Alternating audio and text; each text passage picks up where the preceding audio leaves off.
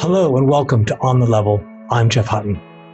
Today, Indonesia's former finance minister, Chatib Basri, and Indonesia's attempts to reform its labor laws. He said fast-changing regulations and a rigid labor market made it tough to attract foreign direct investment while he was in government. He said reforms to Indonesia's labor laws, like limiting severance pay and making it easier for companies to use outside contractors, will go a long way to generating employment. He said previous labor laws that required as much as 32 months of severance pay in some instances applied to only a small percentage of workers. To soak up Indonesia's legions of underemployed, the country needs annual GDP growth of 7%, something that hasn't happened since the country's transition to democracy. To do that, the country needs investment, but Indonesia is so far missing out. Here's one example. Last year, Indonesia attracted $28 billion of foreign direct investment. Vietnam, with an economy a quarter of Indonesia's, attracted 38. And now's the time to act. Foreign investors in labor-intensive industries in China are seeking alternatives in the wake of the pandemic and the US-China trade war. I've always enjoyed speaking with Bapak Chatib. He's a regular on the conference circuit, and he's still in demand by journalists, and he still made the time for us. I'm deeply grateful. Here's Chatib Basri.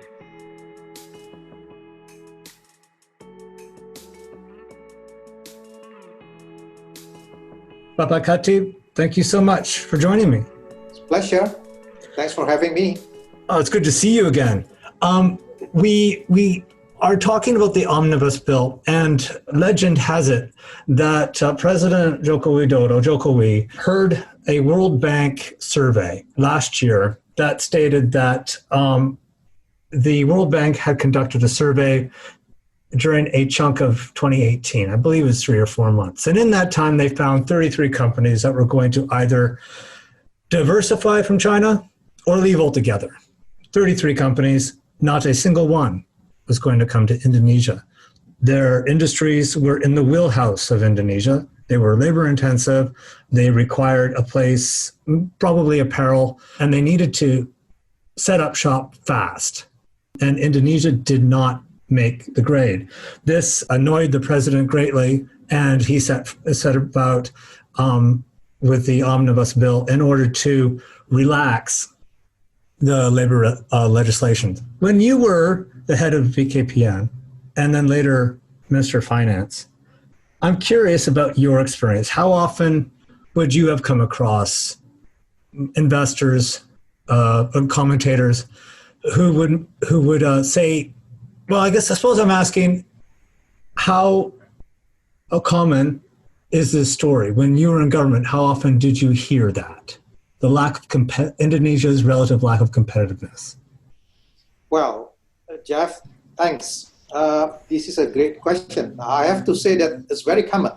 Perhaps let me give a little bit background for this. Yeah, because this was not only happened in 2018 after the World Bank survey. Let me put in the context so we can understand the situation better. Yeah.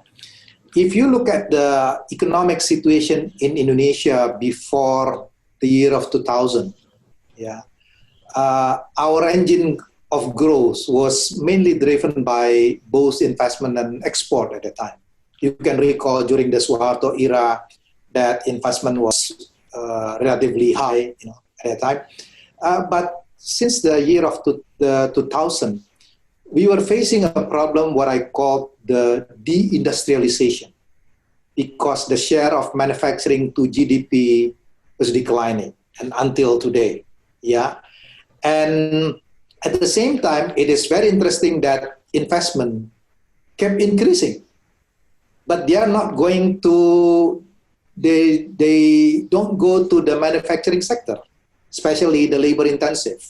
So there are several plausible explanations to it. The first one is because you are facing of the problem of the Dutch disease, the commodity boom, which is shift the investment from the labor intensive into the natural resources. The second one may be because huge domestic market. So people, the investment shift to the domestic market. but less labor intensive. And the third one, especially after 2003, the share of the labor intensive manufacturing sector export steadily declined because after the government introduced the labor law. Yeah, what happened with the labor law? The issue was about severance payment. Indonesia was considered as probably one of the country with the highest severance payment in the world. If you work for 24 years, for example, and the company fire you because they did an efficiency, etc., then they have to pay you 32 months. Yeah, if you compare with other country, this is very high, and this regulation act like a hiring tax. So company doesn't want to hire worker because of that. What they do actually, they hire a contract worker. So they keep hiring worker, but not as a permanent worker. They don't comply with the regulation. So who are the people in the contract worker? Women, informal. They don't provide a protection. So the concern is, it's been since the year of 2003, these issues become an issue. So when I was a chairman of the investment board, most of the investment I was doing not because I was doing great, was simply because the commodity boom at the time, I could achieve the investment growth was around 12%. But we were lucky because the commodity boom, because a huge domestic market. But not many of them went into export-oriented sector. Yeah, so that is why when there is a reversal capital flow in 2013 because of the taper tantrum, and then the company repatriate the profit, they get the revenue in the rupiah, but they pay the repatriation in the US dollar. So we got a problem with the currency mismatch. So this is a classic problem that we face since the year of 2000. So when you were out there trying to beat the drum to get the Nikes and the Toyotas of the world to bring their production to Indonesia, what sort of concerns were you hearing from investors and from consultants and analysts? It varies. It depends on the industry. Yeah, we were able to convince Toyota to put Indonesia as one of the production base in Asia. It was 2012. I was a chairman of the investment board at the time. But I have to be honest with you. I think I was lucky. Why? Because in 2012, there was a natural disaster in Thailand, flood. So Toyota need to diversify their production base. They cannot only rely on Thailand. So we tried to convince Toyota at the time because they need to diversify their investment, and they decided to put it in Indonesia. So that is why in a similar situation, I can see the opportunities in the case of COVID.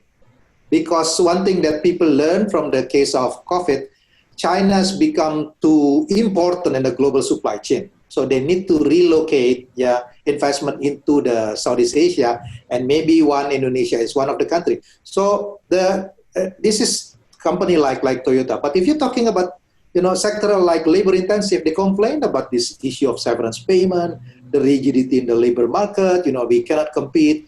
If you compare the productivity in other countries, relatively high, but the cost of labor, cost of redundancy relatively low. Let me give an example, Jeff, if you don't mind, about Bangladesh. Yeah, because before, if you recall, Jokowi's administration always rely on the magic word infrastructure. Yeah, everything should be, as long as the infrastructure is there, then we could resolve the problem. Let me give an example about Bangladesh. I don't know, have you been to Dhaka? Yeah, I have not. I've been to India, but I haven't been to Bangladesh. Yeah, infrastructure in Bangladesh, in Dhaka, is hopeless. Yeah, in the sense that from Dhaka to Chittagong to 140 kilometers, it costs you 24 hours. Yeah, and yet, Bangladesh is the second largest garment producer in the world. Why is that? Because they have the flexible labor market. So I could imagine if Indonesia could do something on the improving the regulation, the investment climate, we can attract the foreign investment. And Bangladesh got a benefit because of trade war between China and the US. The ready-made garment, for example, they went into Bangladesh instead of Indonesia. Yeah, and then as exactly what you said, electronics from China relocate not to Indonesia but to Vietnam. Can you give us a sense of the significance of this moment? If you are managing a Southeast Asian country, and you had your old job or a trade, you're kind of pushing on an open door. If you are looking to drum up for foreign direct investment, there is really no better time because they are looking for alternatives. Can you give me a sense of this moment? How does it sit in the past few decades of in terms of opportunity? Well, let me put this way. If Indonesia wants to avoid the middle income trap, definitely we need to grow by more than 7%. Yeah. And let me give an example. When China and Japan entered the aging population in the 90s, yeah, the income per capita already 40,000. Indonesia now, we will have this demographic bonus until 2050. But don't forget, 2050, Indonesia will start to enter the aging population as well. So the time frame is only lasts for about 30 years at the max, So we need to grow by 7%. So we need to take this opportunity. If we continue to grow by 6% driven by consumption, there is no way Indonesia could pass the middle income trap. And one way to do it is either you improve the productivity, you increase your savings, yeah, or you do the sort of like efficiency, like economic deregulation. So that is why this kind of regulation is very important, because people call it this omnibus law. It's not only focusing on the labor, but also streamlining the regulation. Jeff, if I may share with you, my problem when I was a chairman of the investment board, about three things. The first one is about labor law, because too rigid. The second one is the consistency between the national regulation and the local regulations. Let me give an example. When I invite foreign investor to come to Indonesia, and then they are interested to do it, then they're going to ask me to which area that I should invest. But if the leaders in the local government, they are sort of like extortion, high cost economy, they're not going to succeed. So what I did at the time, I tried to identify the champions. For example, like East Java, the mayor, Ibu Risma, she was great. If I direct investment go to the East Java, they are doing well. But some other part, they got a problem. And then this happened because the decentralization. I'm not blaming the decentralization, because decentralization also produced like flourishing potential leader, including Jokowi, Ridwan Kamil, Ibu Risma, etc. Yeah. But the problem with decentralization is you give the power to the local government, but you cannot control them. So economists call this like a principal agent problem, because this local government, this agent could disobey the principle. Right? So I cannot guarantee that the local government will comply with the central government. What I did at the time, I contacted informally the head of investment in the local government, and then try to make a connection informally. Yeah. But if their boss, change their position, then I have to sort of like rebuilding the new relationship again. So that's the second one. The third one is streamlining regulation. When I was at the investment board, I told my colleague, one of the reasons of why many Indonesians become religious was because they have to deal with the government. If you apply for the investment, you don't know what will happen. Yeah, the only thing that you could do is only pray to God until the government kindly let you know that your investment has been approved. So what I did at the time, Jeff, was I created the so-called the online tracking. It's like a PIN. So if you submitted your document, I give you a PIN, and you can trace in which table the document stuck. I didn't really solve the problem, but at least it's like model and the DHL, the FedEx, etc. You can trace, And then if the document stuck in one particular table, they can email me. So I can sort of like expedite. And that's become the embryo of the one-stop service. So those three issues need to be addressed. Otherwise, we'll be in trouble and cannot sort of like graduate from this middle income problem. I want to follow up on that point about the risks of the middle income trap. I remember the first time I met you when you were the head of BKPM, and you told me that basically it comes down to thinking about what are you going to do with all of the new entrants into the labor market. Basically, about 2 million people join the ranks of the labor market every year, adding to the pool of underemployed workers that are already there. And you reckon that it had to be about GDP had to be about 7% to absorb those new entrants, but also to start absorbing the pool of labor that are already there, the ones that are forced into unproductive work. Because in Indonesia, for most people, you can't afford not to work. It's incredibly cruel. And I don't think people understand this, that you're out there as a traffic jockey, you are selling martabak or selling fried rice with 5 other people on the same street, and you're just hoping to make a living. You're not really getting far ahead. There's no demand for your labor, and no one's invested in you. I'm sorry, I'm ranting. This is a little bit of therapy for me. Can you explain for me the importance of FDI, the role that it plays in boosting economic growth, as opposed to relying more on fiscal stimulus, investing in infrastructure through state-owned enterprises and lower interest rates? What is the role in foreign investment to create jobs and stimulate growth so that you can absorb the masses of underemployed? I am glad that you still remember our discussion, Jeff, and you put it all the argument correctly, because I still stick to it. Because the problem in Indonesia is not about this open unemployment, but informal, disguised unemployment. So the issue is you need to create a formal sector, because people in Indonesia, they will work anyway. People could afford to be unemployed if they are rich. Unemployment is a luxury goods. If you are rich, you have enough savings, then you can be unemployed. But if you are poor, then you have to work. But you cannot go to the formal sector because the job in the formal sector is not available. In other words, I have to use the word that you cannot get a decent job.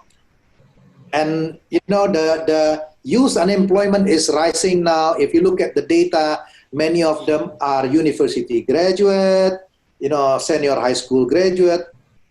Can you imagine young, educated will be a sort of like ingredient for the social unrest, right? Because they are educated, they understand everything, and they don't get a job. And it is very interesting. I conducted the research on this.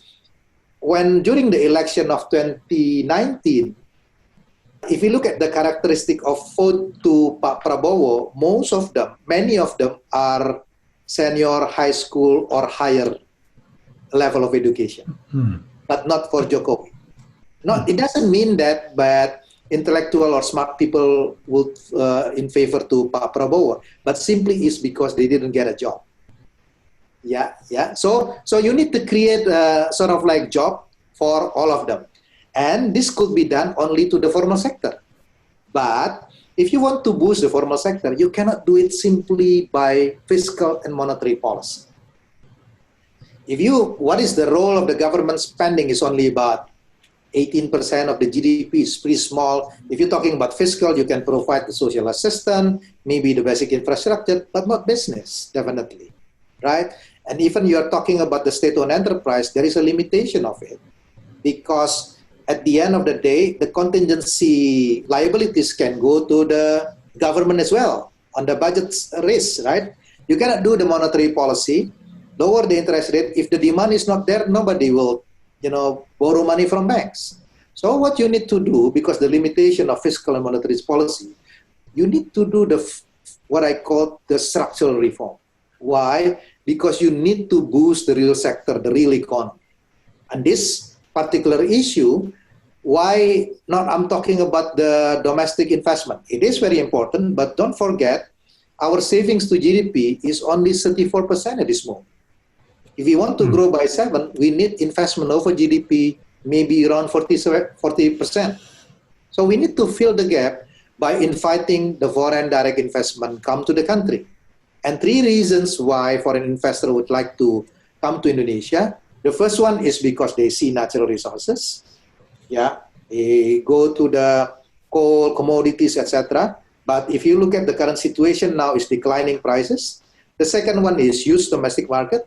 But if you look at the current situation, even domestic market is under pressure because the purchasing power. And the third one is labor intensive. And Indonesia is known as a country that good quality of labor.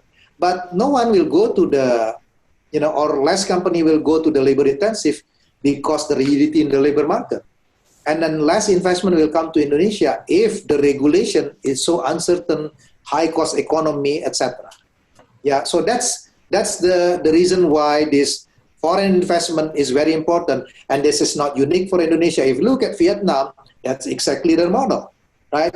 If you look at what happened in China, that's exactly their model.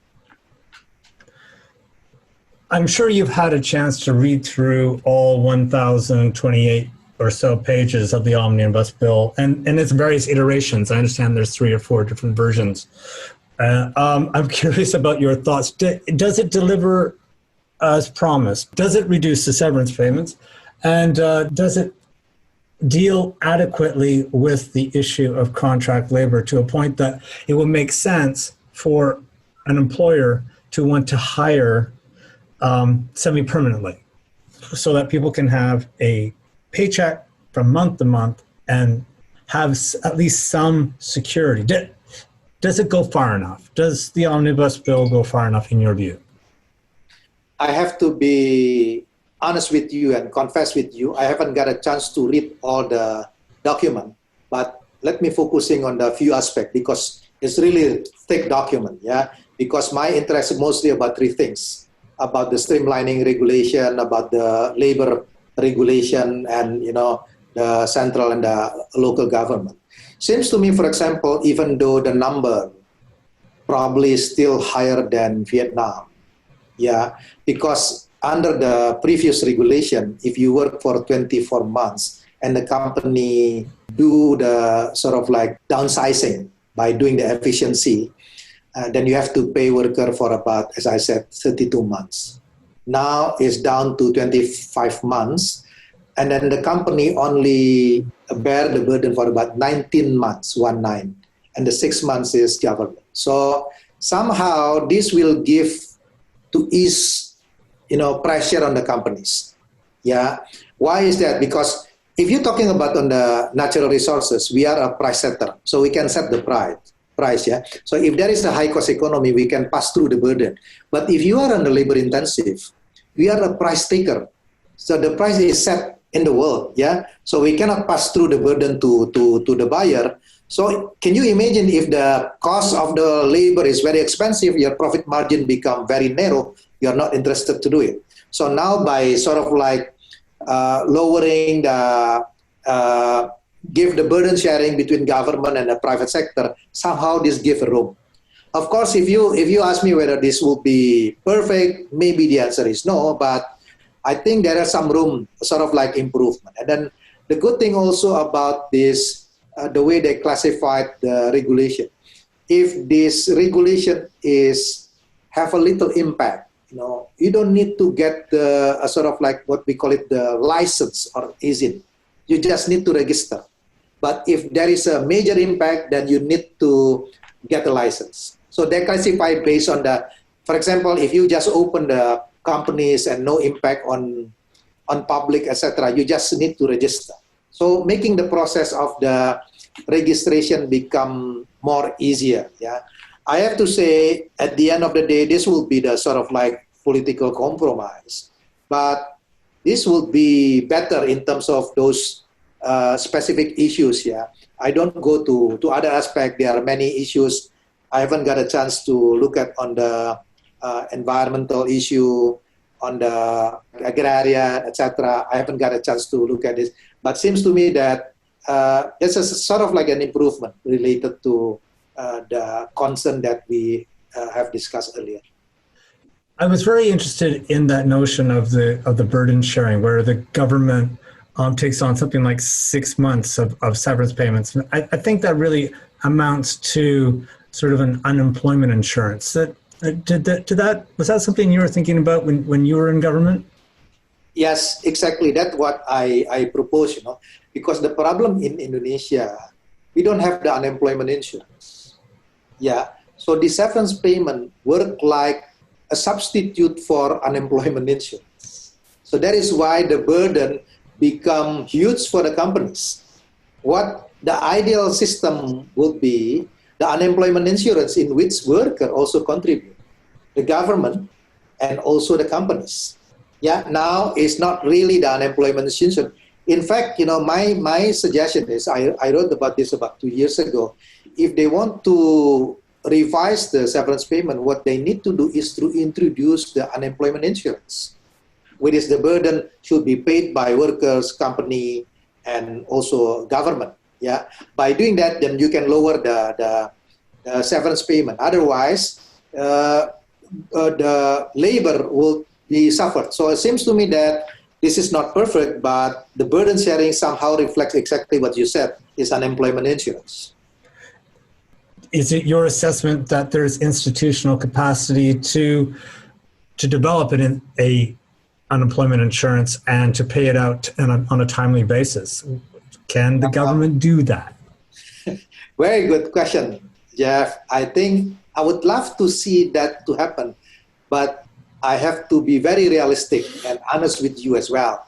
In terms of this bureaucracy, we are not living in the first best world. Yeah, we are living in the second best world and run by the third best bureaucracy.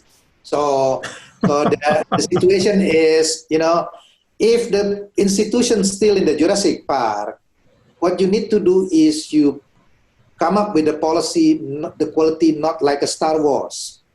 Yeah, in the short term, we need to do best fit rather than best practice. So it seems to me that we have to work within constraint. Let's start with that and then try to improve, gradually until we get the best practice. I'm very pragmatic on that. I think a lot of people were expecting pushback. I was expecting more. What about you? I'm surprised that matters have calmed down. I remember in Indonesia when this would have been taken very, very, well, it is taken seriously, but it would have had a very dim view. What's changed? Or am I wrong about that? Is there more to come? What's your feeling? It's legitimate concern. I'm not a political scientist, so I cannot sort of like do the speculation on that. But let me put this. If you look at specifically about the labor law, the severance pay, look at the benefit of this omnibus law on the labor law.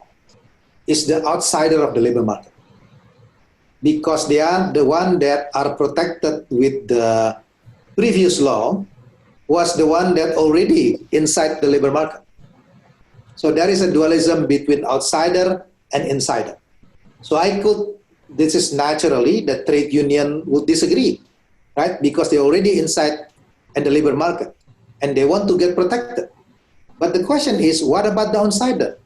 Yeah, if the company will not invest, then they cannot absorb, the new entrants in the labor market. Then it's a pity for the people still on the outside the labor market, right? They become an informal sector.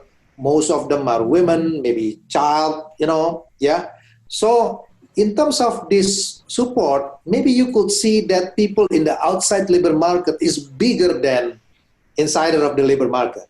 But similar in many countries in the world, the labor issue always very sensitive. Look at what happened in France a couple of years ago, when they reformed the labor law, in many countries. So what government needs to do actually is to do a sort of like dissemination, making the process become smooth. But one thing that I have to tell you, maybe that make people dissatisfied with this, maybe not necessarily about the substance, but about the process. Yes. There is a distrust with the parliament about this dissemination. Because if you want to sort of like make a law, you need to sit with them, discuss with them. It will take some time, before you can make and then the process, it took about 6 months, all together. And then some people argue that this is not transparent. The government and the parliament said this is transparent enough, but people not feel satisfied. So I think the concern is, I might be wrong, But in my view, the issue is more on the process.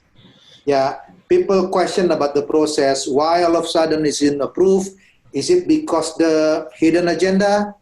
That kind of things. Yeah, and then without maybe people really understand about what's the gist of this regulation, etc. Because I could imagine the one who get a benefit is outsider, and then the number of people outside the labor market is bigger. And if you look at the streamlining the regulation, who to get a benefit of it is the small medium enterprise. Because if the big company, they could afford to pay the high cost economy, quote unquote, right?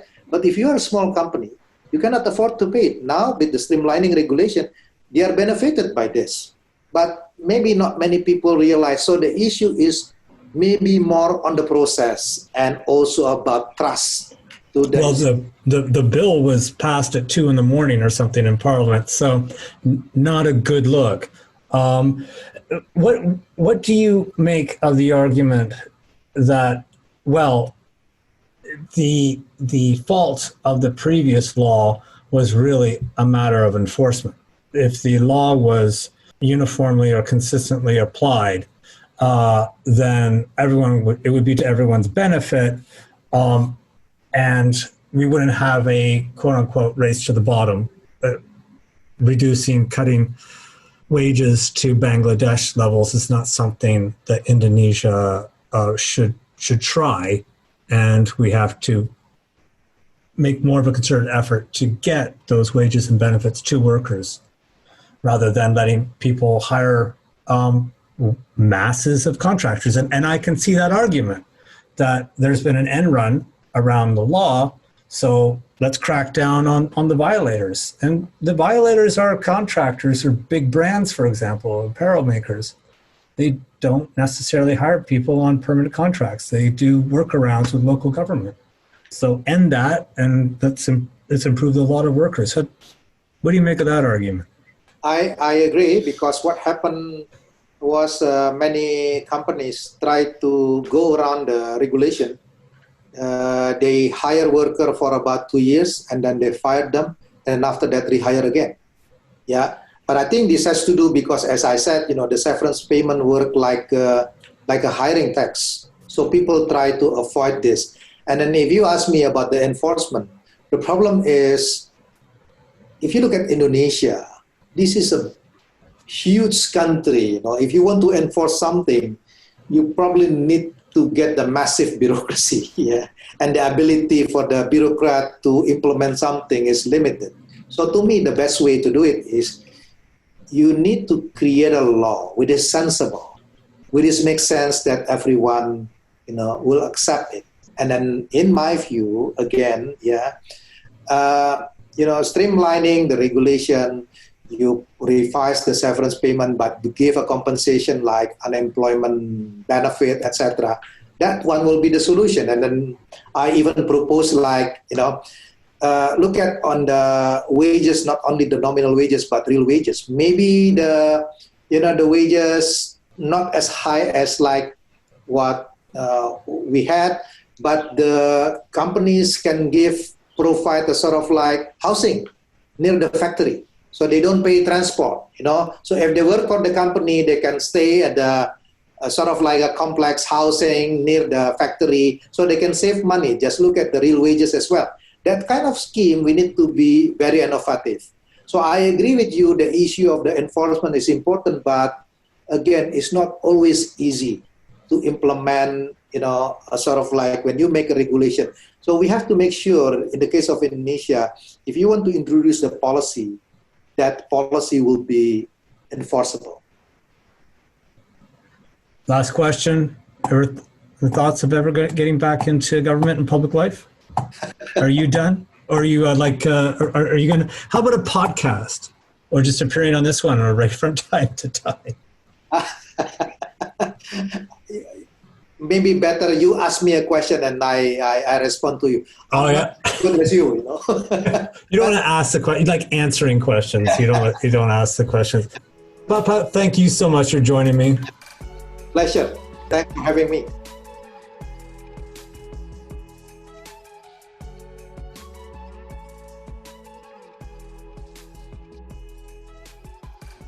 And that's the pod. Many thanks to Chatib Basri for making the time. Our producer is Stephen Handoko. Research and reporting by Imam Shofwan. Music by Soundstripe. If you like us, please subscribe. As always, you can contact us through Instagram at onthelevel_podcast. I'm Jeff Hutton. Bye for now.